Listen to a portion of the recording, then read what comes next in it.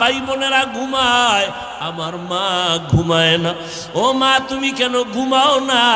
বলে তুই অসুস্থ, যদি মা বলে ডাক দাও আমি জবাব দিতে না পারলে তুই কষ্ট পাবি, আমিও কষ্ট পাবো। আমি যতই চেষ্টা করি আমার চোখের মধ্যে ঘুম আসে না। ওই মা বাবার দোয়া নিয়ে সামনে আগাও রে যুবক, ওই মা বাবার কষ্ট দিলে আগাইতে পারবা না। কোন দিন জানি মায়ের সাথে বেয়াদবি করেছো, এই কারণে আজকে ময়দানে বৈশা মোনাজাত দাও কিন্তু চোখে পানি আসে না, কারণ মা বাবায় মনে হয় তোমার উপরে কষ্ট পাইছে। কোন দিন জানি এমন কথা বলছো, মা গোপনে কাপড়ের আঁচল দিয়া মুখ মুছে, মুখ দিয়া ঢেকে ঢেকে কান্না করছে। ওই মা বাবারে যারা কাঁদাইছো রে যুবক, আজকে বাসায় গিয়া মাকে বলবি, মা আমি আজকে ওয়াজের প্যান্ডেল থেকে তওবার নিয়ত করেছি, আর তোমাদের কষ্ট দিব না।